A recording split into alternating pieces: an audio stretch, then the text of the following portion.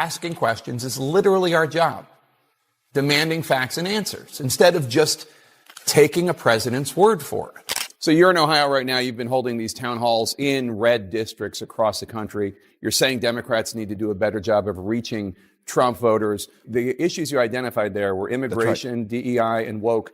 You think Democrats' problem was that you just didn't do a good enough job explaining the policies, and not that voters simply didn't just reject what you were selling, particularly on immigration, I wonder?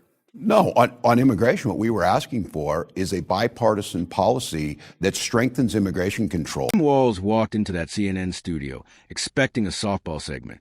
Instead, Jake Tapper lit a match and turned it into a full-blown roast session. Picture showing up to a job interview, thinking it's casual Friday, only to realize your resume is being read aloud on live TV. Walz went from confident to cooked faster than a hot pocket, and it all unraveled in spectacular, slow-motion fashion.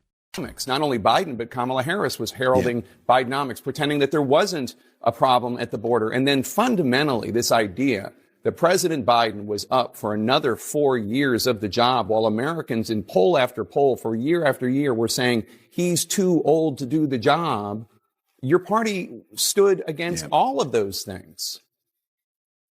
Look, Joe Biden coming in. Before we go any further, smash that like button and subscribe, because you're going to want to see how bad this gets.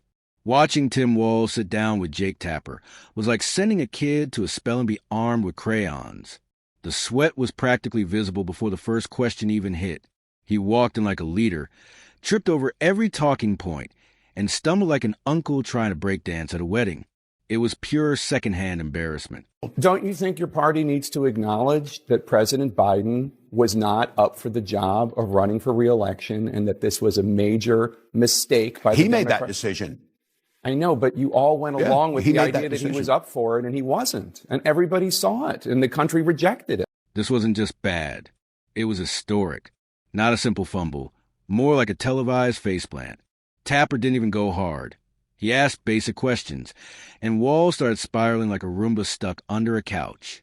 His answers were part gibberish, part political tap dancing, sprinkled with that panic grin politicians wear when they know the cameras are capturing their downfall in 4K. We are in this unprecedented situation right now because Democratic voters had a deep lack of confidence in President Biden's ability to serve another term.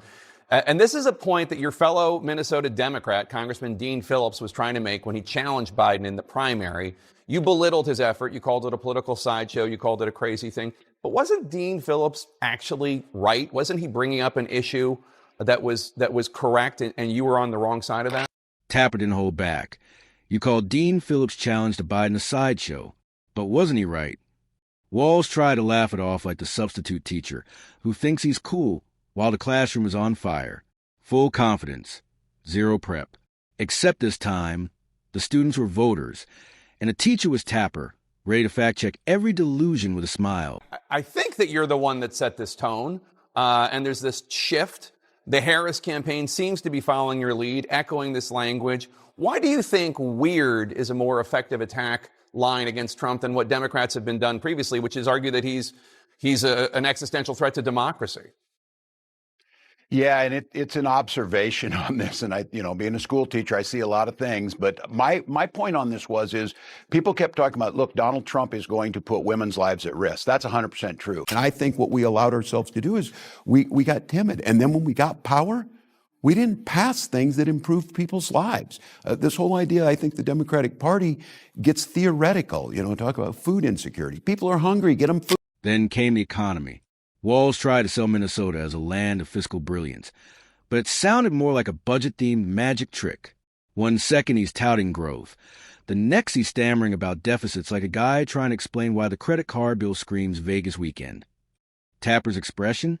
The same one you give when the waiter brings a... Say she's not here to say I told you so, although obviously that's what she was saying about all the Trump chaos. We're seeing, I have to say though, what does I told you so really mean here? I mean, people heard her message. They did not vote for her. She lost every battleground state. You yourself have criticized the Harris-Walz campaign for being too cautious. She may have told the American people, she may have warned the American people, but she didn't do it compellingly enough to win. Inflation? Walz treated it like a myth made up by struggling families.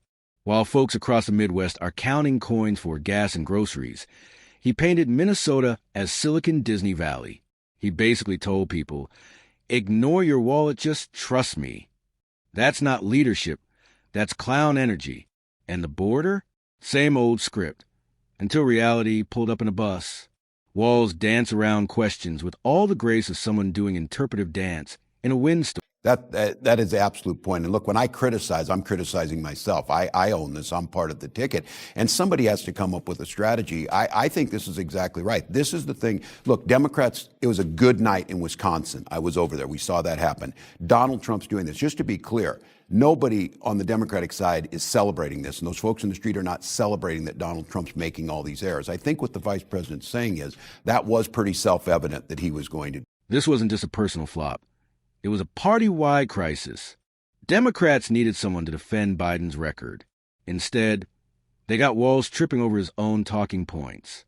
The White House staff was probably watching with their faces in their hands. What was meant to be a strong defense turned into a cautionary tale. Do not send Tim Walz on national TV unsupervised. Stood against all of those things. Look, I think we got intellectualized on this. I think the fact of the matter is Joe Biden did soft land the economy. None of us are saying we should be soft on the border, but we allow a vacuum and Donald Trump fills it, the 800-pound gorilla, and their narrative starts to stick and we look weak. Timing couldn't have been worse. While Democrats scrambled to defend Biden, Walz hit the airwaves like a blooper reel. It's like sending the water boy into the Super Bowl and expecting a touchdown. He crumbled under pressure like a clearance rack sweater in the dryer. But of course, the spin machine will fire up, press releases will go out, and they'll call it bold. Spoiler, it wasn't. Talking about the violence, we've already established that. What's the difference between that and Tim Walz saying, I get a kick out of it? First of all, look, Tim Walz is a complete moron to me. I have to be very honest, and I'm not surprised why the American people did not choose him. Nothing against the... Time for a reality check. Walz isn't the next big thing. He's not some Midwestern whisperer calming the country with down-home charm. He cracked under basic questions. And the worst part? 2028 hopefuls were watching. If this guy is the future, someone better start printing the concession speeches. He tossed out so many buzzwords, values, community, hope. You'd think he was writing a Hallmark script. Zero substance, all static. Donald Trump is potentially going to end constitutional liberties that we have, end voting. I do believe all those things are a real possibility, but it gives him way too much power. Listen to the guy. He's talking about Hannibal Lecter and shocking sharks and just whatever crazy thing pops into his mind. And I thought we just give him way too much credit. And I think one of the things is when you just ratchet down some of the, the scariness or whatever and just name. Body language? A masterclass in awkward. Leaning in, fake nodding, nervous chuckles that screamed, "Please believe me." He smiled so hard it looked painful, like he was trying to hide the panic behind his eyes. Tapper? Cool as ever. Somewhere in D.C., a staffer who booked this interview is now rewriting their resume because Walz didn't sell economic strength. He sold pure desperation. Clip 11. Come on, Minnesota deserves better than this carnival act. This is a state of straight shooters and hard workers. Instead, their governor morphed into a late-night parody, pretending the economy's thriving while folks at home watch their heating bills skyrocket.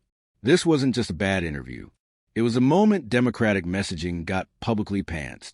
People aren't buying Bidenomics, no matter how much Walz smiles through the pitch. President Trump argues that these tariffs are needed to bring American manufacturing back and to help American workers left behind in places like Minnesota. He has support from the UAW. What do you say to the UAW? Here's the thing that the Democrats have to figure out. Donald Trump's language around this, he's not wrong that we've had manufacturing gutted. He's not wrong that we saw an outshoring. People of my generation were told, there aren't going to be any manufacturing jobs, so you need to go to college and rack up student loan debt. The problem is Donald Trump's solution to this is not the solution. Now, UAW is right. Certain tariffs, if they're on to steel or if they're targeted correctly, do make a difference. Walz loves acting untouchable, tucked away in Minnesota, like national problems don't affect him. Until they do. Tapper asked about immigration, and Walz's response was softer than Jell-O in a sauna. He tried to play compassionate and tough at the same time, and landed somewhere between confused and contradictory. On social media, he got lit up like a Christmas tree. Memes exploded, all from an interview on CNN. Literally the safest space for a Democrat. You said that you carried weapons in war, but you have never deployed actually in a war zone. A campaign official said that you misspoke. Did you? Well, first of all, I'm incredibly proud. I've done 24 years of wearing the uniform of this country. Equally proud of my service in a public school classroom, whether it's Congress or the governor. He's a liar. My record speaks for itself, but I think people are coming to get to know me. I speak like they do. You disgust me. How can you live with yourself? I speak candidly. I wear my emotions on. Republicans didn't even need to lift a finger. Tapper gift-wrapped campaign material for them. Walz didn't get ambushed. He self-destructed. It was like watching someone hand over ammo to the other side, smiling the whole time. This guy can handle parades and photo ops. Sure, but national pressure? He folded. This was a political treadmill accident. Starts off smooth, then BM. Face plant into the wall. You just heard Republican Senator Cotton, a fellow veteran, criticize Vice President Harris over the Afghanistan withdrawal. She has said that she was the last person in the room when President Biden decided to pull out of Afghanistan. You served, for people who don't know, you served in the Army National Guard for 24 years, including in Afghanistan. You were the highest ranking enlisted man in Congress. What was your reaction to the way the Biden-Harris administration executed that withdrawal, both with the disaster at Abbey Gate and the thousands of Afghan allies left behind?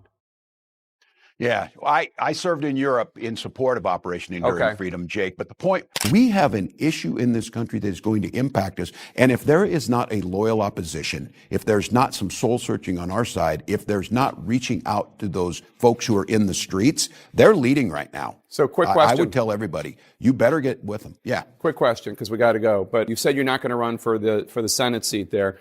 Are you going to run for a third term for governor? Are you possibly going to run for president in 2028? Well, I'm certainly thinking about running again in Minnesota if that's what they want. I am not thinking about running in 2028. And my advice to folks is if in this moment you're planning for 2028, you're going to get rolled by the people in this. Here's the kicker. Everyone saw this coming. Walz has always been more soundbite than substance. When the lights got bright, the cracks became craters. Tapper didn't take him down. Walz did it himself. By the end, it wasn't an interview. It was a live dissection of Democratic messaging. He bled credibility, flailed through every pivot, and likely walked off the set thinking he did okay. That's the delusion of it all. What was supposed to be a leadership flex became a national punchline.